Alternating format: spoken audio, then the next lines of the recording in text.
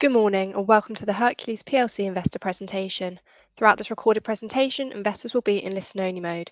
Questions are encouraged and can be submitted at any time via the Q&A tab situated on the right-hand corner of your screen. Simply type in your questions and press send. The company may not be in a position to answer every question it receives during the meeting itself. However, the company can review all questions submitted today and publish responses where it's appropriate to do so. Before we begin, I'd like to submit the following poll, and I'd now like to hand you over to Bruce Korkmaz, CEO. Good morning, sir. Good morning, Lily. Hi, everyone. I'm joined here today by our CFO, Paul. Good morning, everybody. Good morning, everyone. Thank you so much for your time today. As you might have already seen from our announcements in 2025, we had a fantastic year, which we will announce our end of year results in January 2026. The announcement will be around week commencing 19th January. In today's presentation, we'll talk about our performance over the year, and we will also share our future growth plans with you. Just before that, I just want to remind you about give you a bit of a brief introduction. Hercules PLC is a technology-enabled labor supply company operating in the infrastructure sector. The second slide is about our business overview. At the bottom of this slide, you can see some of our blue chip clients we work for in the infrastructure sector. As I mentioned before, we are mainly a labor supply company working for the blue chip infrastructure companies and complemented by our construction services division. Our labor supply division is our core business and is a significant part of our company, which currently contributes to 86% of our turnover, and this percentage is still growing. We believe that within 5 years' time, that will be around 95% of our total business. We currently employ over 1,700 operatives weekly. We have been supplying labor into UK's highways, rail, nuclear energy, utilities, power and energy transmission and distribution sectors, as well as other infrastructure projects. Under the construction services division, we carry out civil projects in the water industry, and we operate our Hercules Construction Academy. The biggest USP we have got is that we can supply all of these services by cross-selling opportunities to our clients under the same umbrella. Our cross-selling has built strong client loyalty, with some of the clients are with us over 18 years, and we continue to grow our client base every year. The next slide is about our achievements for 2025. I'll start from the top. As I mentioned before, we had a fantastic first 6 months for 2025. And we are trading in line with market expectations for the second half of the year also. Our revenue, EBITDA, profit before tax, and our EPS all increased materially. We have achieved these strong results through growth in our labor supply division. As you might have already aware, there are billions of pounds of investment earmarked into the power and energy sectors, over 100 billion pounds earmarked. So we have acquired 2 businesses. They are called Advantage Energy and Lions Power Services to move into power and energy sectors. We have got a separate slide for our acquisition, so Paul will go through with you later on. We are also delivering what we promised to the market regarding our M&A strategy. In this year, we have completed 3 acquisitions. First one is Advantage Energy. They are an overhead linesman supply company into the transmission lines. Lions Power Services specialize in supplying commissioning engineers into the energy sector. And QTT is a training company, which is a great addition to our existing Hercules Training Academy. As you might be aware, the UK is facing a significant shortage of skilled workers with over 250,000 people needed by 2027. As you might also remember that nearly a couple of years ago, we launched our Hercules Academy to help upskill and cross-skill our workforce. Since establishing our Hercules Academy, we have trained over 2,000 workers, and we believe that upskilling and cross-skilling our workforce, we can meet the growing demand in the UK by supplying skilled workers for the key projects. We had a good second half of 2025 financial year also. with strong trading and strong balance sheet, which Paul will talk about in detail later on. Also, selling the suction excavator business reduced our debt. As you might remember, a few years ago, we have developed our Hercules recruitment app in order to match local labor to local project. And we now have over 20,000 potential operatives registered in our system. Lastly, 2026 financial year started really well. We have a strong pipeline of projects, and we are confident that we will have another record year. As you are aware that there is £725 billion investment earmarked in the infrastructure sector, and we are set to grow organically and through acquisitions over the next few years, aligning ourselves with the infrastructure investment plans. The next slide is about our financial performance. Now I will take you through the figures that represent our financial performance for the first half of 2025 comparison to first half of the 2024 financial year. Our revenue is up 18% and comparison to first half of 2024, revenue is £54.6 million. Our adjusted EBITDA is also up 26%. Comparison to first half of the 2024, and EPS is up 19%, and adjusted PBT is also increased by 47% to £1.7 million. The next slide is, I think this slide is yours, Paul. Absolutely. All as Brusque has just reminded everybody who hadn't seen them what our interim results were for the first half of the financial year. We did do a trading update, and we did this in, I think it was October, late October. So what we said was that we expect our revenue for the full year, financial year 2025, to be 111 million revenue minimum, which is a 16% increase on financial year 2024, which was 101.9 million. And we also said to the market that we expect adjusted EBITDA to be in line with market expectations. We're very pleased with that second half year. It's been very, very busy. We're always a busy business, but again, very busy. Business highlights. So as Brusque said earlier on, the majority of our business, currently around 86%, is labour supply. And we've continued this organic growth through delivery of strong project pipeline. We've gained a number of new clients, such as Balfour Beatty Power and Transmission and Distribution, and Costain and United Utilities. We always gain new clients. We don't really lose them, so that's good news. Again, talking about operatives across sites, Brusque mentioned this earlier on. That's increased from 1,200 in the first half of 2024 to 1,700 currently, a very big increase. We find local employees via our recruitment app, and that's the 20,000 downloads that we've had so far that Brusque mentioned earlier. At the same time, end of half one 2024 was 13,000. That is incredibly popular.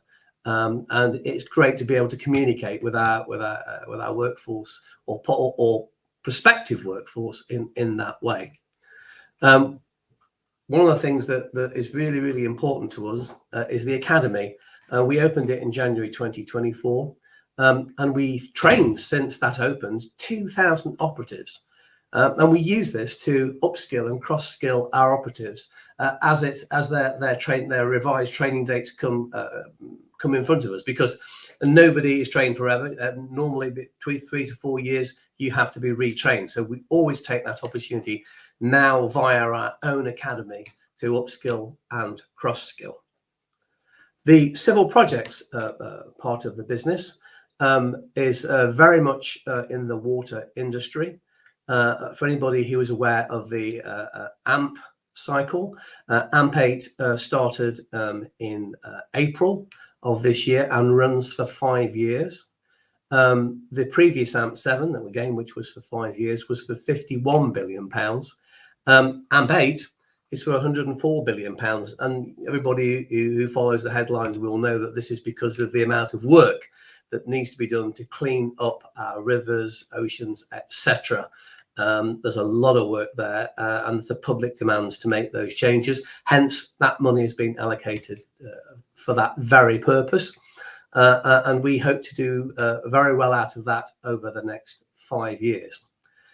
In fact, we've already got projects that are in contract that will affect financial year 2025. In fact, that was £12 million. I think the same figure for 2026 to date. And let's face it, we're only not quite 2 months into 2026 financial year. But that we've already got 8 million in contract that will affect financial year 26. We did also gain a new client in the civil project sphere, Wessex Water. Okay, so M&A activity. Well, we've made no secret of the fact ever since we did the IPO and joined the stock market that we intend to grow. We intend to grow by organic growth, and you can see that in what Brusk and myself have already shown you in the previous slides, but also by acquisition. So one of the major acquisitions, or the major one we've done to date, was Advantage NRG. And you'll, if you look at that picture, you'll see that there's a group of some of those employees there, and you'll see a big steel erection and overhead lines behind them. That's what they do. And currently, there's about 170 guys engaged in that activity. Not only in the UK, they've also just done their first contract in the Republic of Ireland. It's the leading provider of overhead linesmen and works across the UK's power transmission and distribution network. So this acquisition signals a positive strides that we're making into what is clearly a new and rapidly growing sector. We've got a new client in Balfour Beatty Power Transmission and Distribution, which is a huge win for us. So we know this is going to be one of the busiest infrastructure sectors in the next 10 to 15 years. And so we think we've bought this business just at the right time and expect great things from it in the future. On a slightly smaller scale, but in the same sector, excuse me, we also purchased more recently Lions Power Services. So this is a company that effectively works on commissioning in electrical substations in the power and energy sector. Again, right place, right time. We believe lots of growth coming along in that space, and we think there's lots of cross-selling that can be done between Advantage NRG and Lions and other parts of the Hercules group. QTT we purchased earlier in the year, again relatively small, but what this does, it enables us to expand the courses that we make available to people in the academy, and it means that we've got some in-house trainers. We don't need to go to external trainers at all. We effectively use the people that we've got on our payroll, which will add to the long-term profitability. And we expect the academy to pretty much get to, in fact, it's probably already got there now, where it's now washing its face. We expected 2 years to break even. I think we've done that just within that time frame, which is quite a success for everybody involved. Finally, the first acquisition we did, which we did in November 2023, was FutureBuild, which is a white-collar recruitment business operating in the infrastructure sector. And that has had quite a good year in 2025, an improvement on 2024. And we expect on 2026 to show similar improvement. So the business is, as I said earlier on, is very, very busy. But it's busy for a number of reasons. We want to grow, we want to build, and we want to develop, and we want to launch ourselves into different opportunities. So this has been a really big development year for Hercules.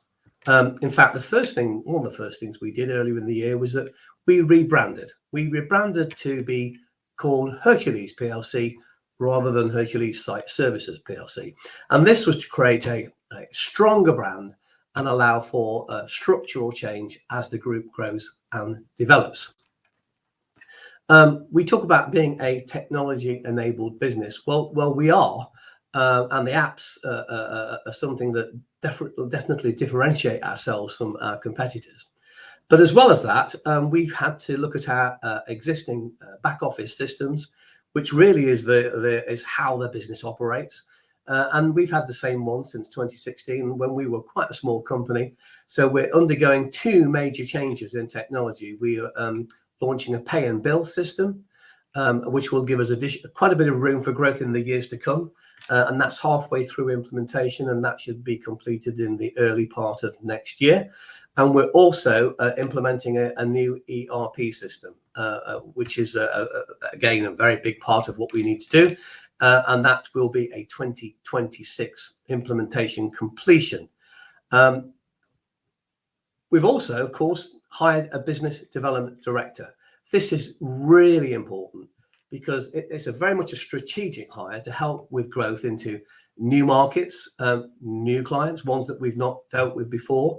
Jacques Creel is the guy, and he's got an individual with very strong industry experience. We're lucky to have him. He's doing a great job. Moving on from there, we're also launching ourselves into Scotland.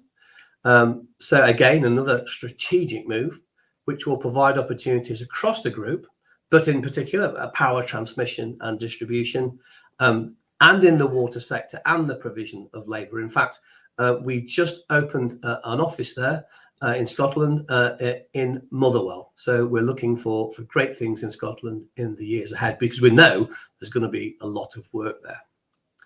Finally, and this is relatively exciting, we think, we've been exploring what clearly is an abundance of opportunities in the Kingdom of Saudi Arabia, and in particular training, which is a big thing over there.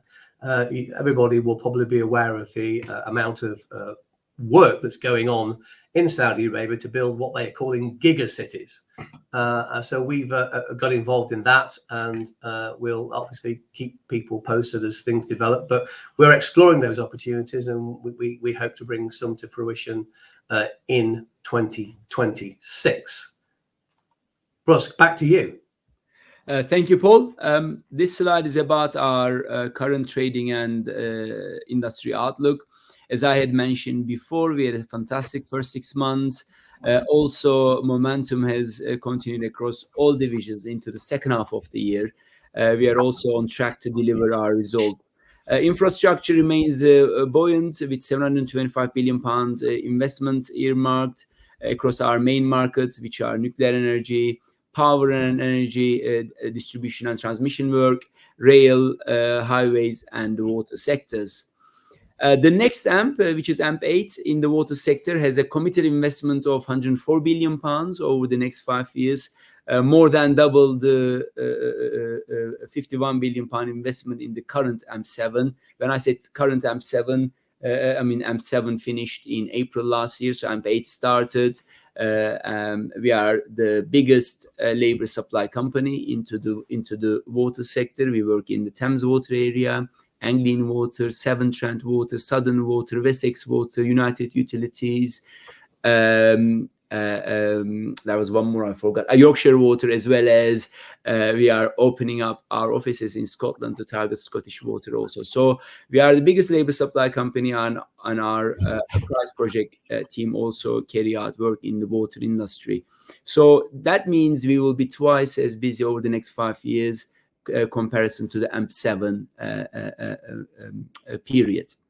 Network Rail's CP7 investment plans, representing a £44 billion investment into the rail network, is from April 2024 over the next 5 years. In the rail sector, we are well positioned to maximize our revenue and profit. As you might remember, we have opened up our rail division a couple of years ago, and it's going really well. We are growing every year, and it will continue to grow this year also.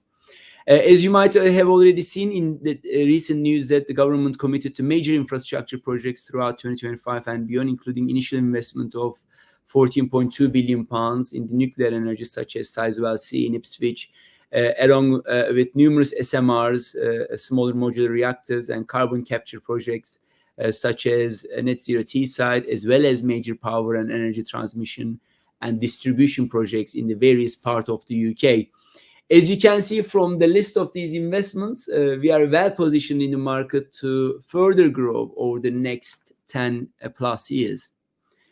The next slide is about our growth strategy. This is our final slide. As you can see from this slide, we have multiple growth opportunities for our future. With regards to M&A activity, as I mentioned previously, that we have acquired 4 companies so far, and they are doing really well, contributing to our growth strategy. We are also talking to identified acquisition targets in the labor supply sector. We have a good pipeline of acquisition targets. With regards to our organic growth, we have been growing across all divisions through strong pipeline of projects into financial year 2026. I mean, when I started the business 18 years ago from a family spare bedroom, we have been growing every year. So this hasn't just only happened last year or the year before. Every year we have been growing. Apart from the COVID year, we dropped down. But over the last 18 years, we have got a really good track record of growth every year. There are billions of pounds being invested in the nuclear energy, as I mentioned before, with initial investment of £14.2 billion committed to Sizewell C nuclear energy project.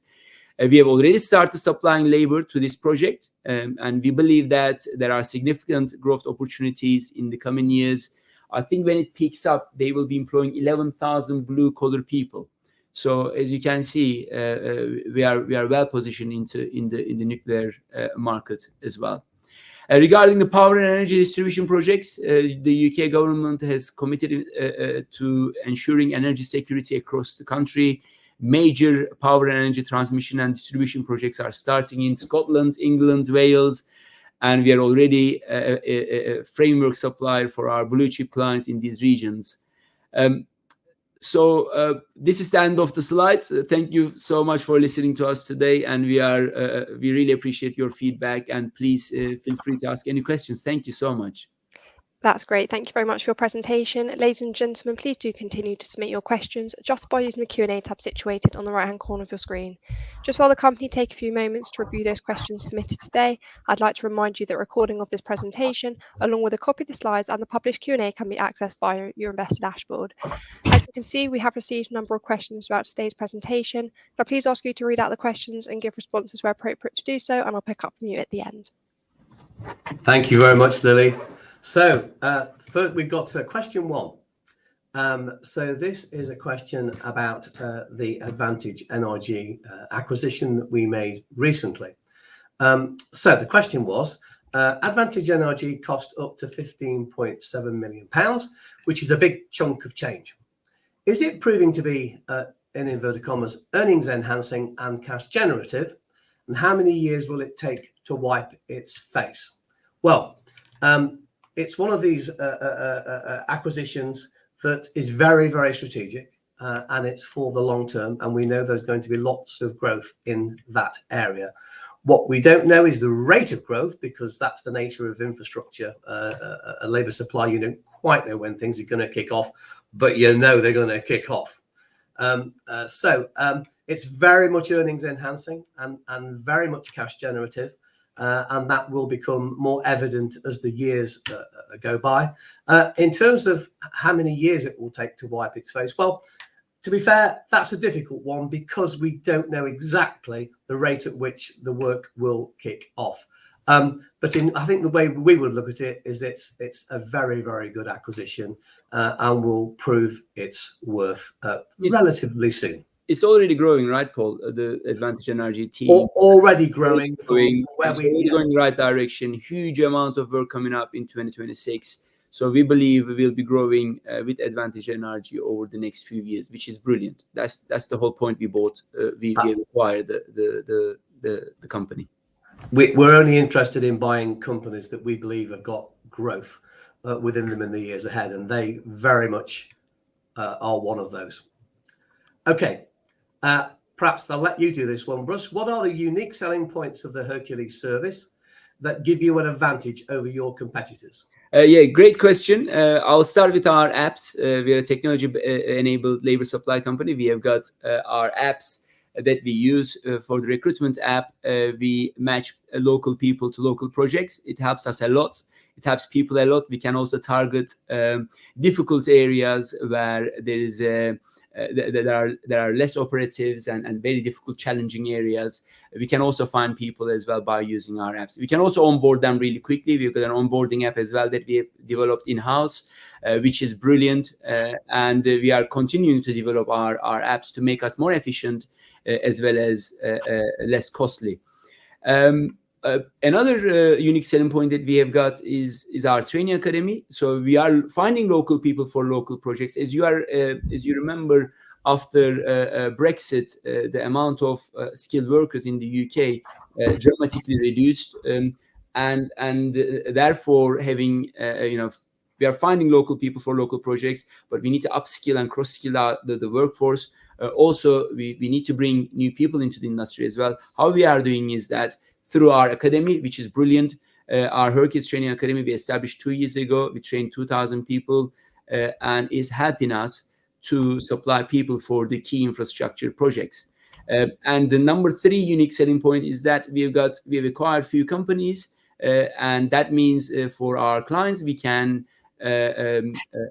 offer services under the same umbrella, different services under the same umbrella, which are mainly labor supply into different infrastructure projects, including power and energy as well, and into water, as well as rail and white collar. So you can see that clients prefer to sort of go to one company who can provide all of these services under the same umbrella. We are also cross-selling between the companies as well, which is working really well. Okay, so the next one, I think you have made excellent progress with the Academy in a short space of time. Given that you are training staff for other organisations, are you planning for it to be self-funding? I can do this one because I think I alluded to it within the presentation anyway. So yeah, just to clarify, so we opened the Academy in January 2024, and we're really pleased with the progress. I think we've trained up to 2,000 people since we opened. We always knew it was going to take a couple of years before we got to break-even point. And as I said, I think we're just at that crossover point now. So 2 years would be January 2026. So I think we've achieved our target, and we're very pleased with that. We never intended this to be a major profit center within the group, but we knew we wanted it to be as a minimum self-funding, and then make a contribution to the group's results over time, but also really work as a bit of vertical integration in providing that service not just for other companies within the group, but to competitors or to other organisations and then educational establishments across the country, which is a key part of our strategic plan, as Bruce has explained how important the skills gap is and how we've got to address it, and we're very much trying to do our bit. Okay, next one.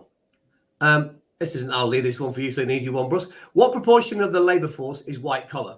It's only a smaller portion if you compare to the rest of the workforce. We've got our recruitment, a white collar recruitment company that we've acquired, Future Build Recruitment, as Paul mentioned before. They are excellent company, and they are supplying people to the infrastructure sector. And it is only a small portion. I would say probably up to sort of 5 to 7% of our workforce, even probably less than 7. I would probably say around 5% of our workforce is white collar. Okay, this is an interesting one, Bruce. Again, I'll let you do this one. Sure. What impact will creation of a new oversight body, including the closure of Ofwat, have on business? I mean, business is as usual for us. It doesn't affect us at all. The AMP7 investment is already been earmarked, and it's already started. So AMP8 investment already earmarked 104 billion pounds, as I mentioned before, and it has kicked off. As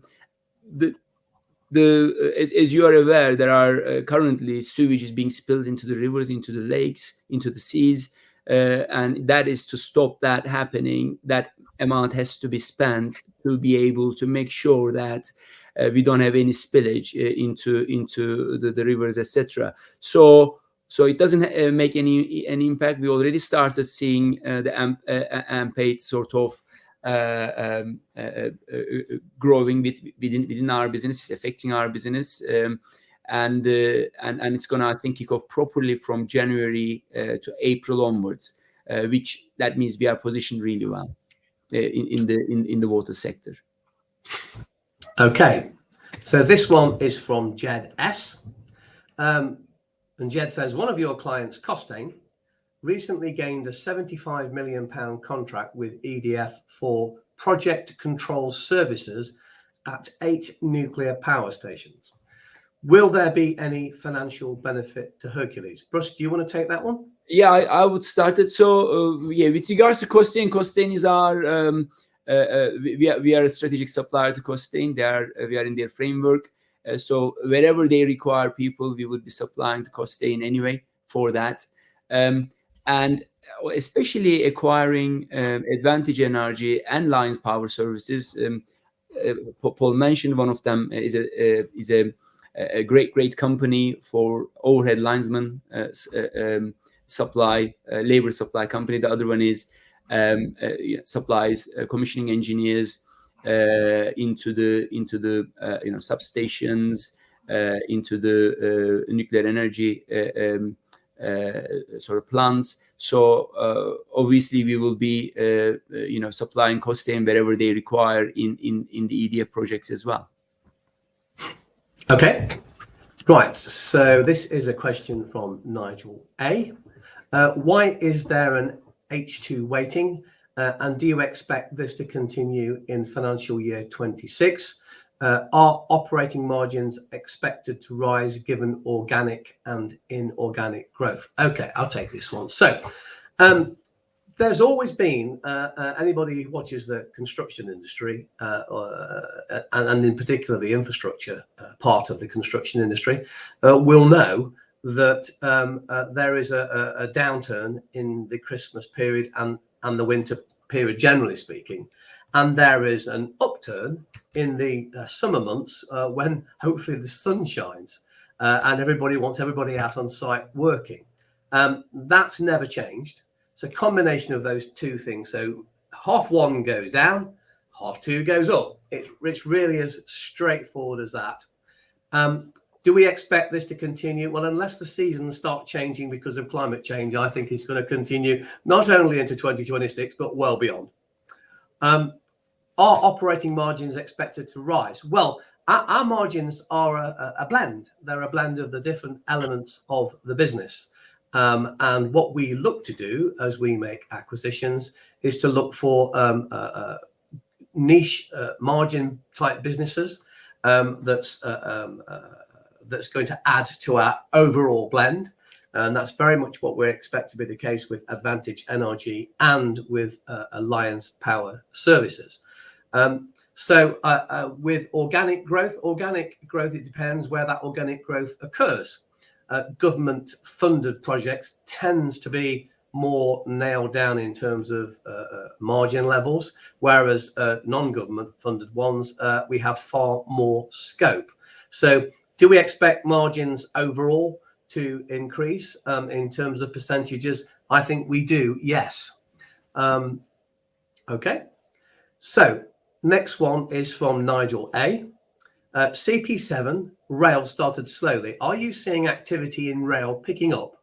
And if you are, given timings, is this an opportunity for 2026 outperformance, assuming revenue in rail was below 2025 expectations? Bruce, do you want to take that one? Yeah, sure. We only started our rail labor supply business a couple of years ago. We got a really good team. set up with operations and compliance. And we have been growing for the last 2 years, and even 2026 started really well as well. Now we have established our name into the market, and we believe that we'll be growing in 2026 as well. So which is really good news for us to be able to do that. Okay. Next question is from Anthony D. Anthony asks, the forecast of £129 million revenue in 2026 does not seem to reflect the opportunities that you have outlined. Okay, well, this is a fairly simple one to answer. We're in a business where we don't determine the start and end dates of contracts. We know contracts are coming along, but we get intel from our clients that give us indications of when we're going to be required on different sites, but they very often do not turn out to be the real start dates. So you would expect us to be relatively cautious in terms of what we forecast. We want to be able to put something into the market that we can deliver.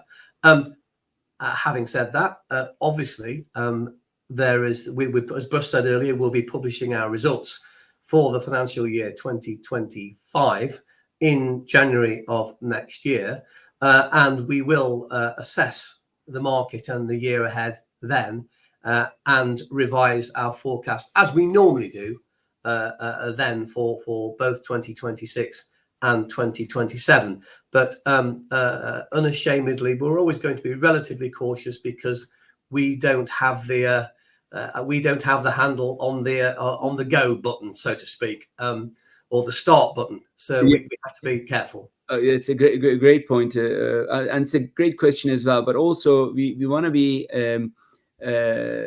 under promising and over delivering as well. So, like Paul said, we are cautious. We call it cautiously optimistic, right, Paul? So yeah, absolutely, yeah. We believe we'll be growing again in 2026 and 2027, and you're going to see our forecast for 2026 in January into the market. Okay, right. Let's move on. This is from Alex M. Regarding the M&A strategy, does management foresee the continuing, issuance of new shares to be part of the approach? Can I start with this, Paul, if that is all right? Absolutely. At the moment, our share price is undervalued. With the current share price, we are giving 5% dividend, 4.5%, I think currently, Paul, something like that anyway. And we would like our share price to grow to analysts sort of where analysts sort of report to the market. I think it's around 60p. And we would want to do it when the share price is sort of grown, not in the current conditions. Just to finish, to add to what Busk has said, so we don't have a predefined plan because each acquisition is different, and we don't know which one will come along when, and we would have to look at each one and make decisions there. But I think we would envisage that in most cases there will be some element of issuance of new shares for acquisitions, but it very much depends on the size and the timing and the nature of the acquisition. This is an easy one for you, Bruce, from Gary D. Please, can you explain what AMP stands for that you referred to on your civil slide? So AMP is Asset Management Program. So this is given by OFAT, set by OFAT every 5 years. They are the control periods. So AMP 7 just finished in 2025 April, and AMP 8 started. AMP 8 is normally the beginning of the AMPs are normally taken by design. And then after the design is completed, it goes to the sites for the projects to start. And we started seeing that now. Things started getting busy over the last 2-3 months. And we believe January onwards is going to get even busier. Thank you. Okay, so this looks like the last question, and it's from Cameron R. Cameron asks, why does a construction company use Hercules trained personnel rather than hire and train their own? This is a good one for you, Brusque. Yeah, sure. So this is a really good question, Cameron. Employing people, finding people, and putting them to projects is very different than delivery of the projects. Our clients are excellent at delivering the projects, but finding people, training them, and putting them to projects and moving them from one project to another is another skill. They have got only limited resources, as you can imagine, and they are good at completing the project, starting the project, completing it successfully and safely and efficiently. And we help them by finding the right people, training them up, and putting them to projects, and upskilling it again, and moving them to another project. So it's a different skill, different teams, and that's why we are good at what we do. Thank you. Brusque, Paul, thank you for answering all those questions you carry from investors. And of course, the company can review all questions submitted today and will publish those responses on the Investor Meet Company platform. Just before redirecting investors to provide you with their feedback, which I know is particularly important to the company, Brusque, could I please just ask you for a few closing comments? Thank you, Lily. Yes, we are very well positioned in the market. As I mentioned before, the last 18 years we have been growing. And we believe we've got a great company, huge investment happening in the infrastructure, 725 billion pounds. So we believe that we are going to be growing and keeping our promise to our shareholders and potential shareholders as well. So thank you so much for your trust in us. Thank you. That's great. Thank you for updating investors today. Can I please ask investors not to close this session, as you'll now be automatically redirected to provide your feedback in order that the management team can better understand your views and expectations. This may only take a few moments to complete, and I'm sure will be greatly valued by the company. On behalf of the management team of Hercules PLC, we'd like to thank you for attending today's presentation, and good morning to you all.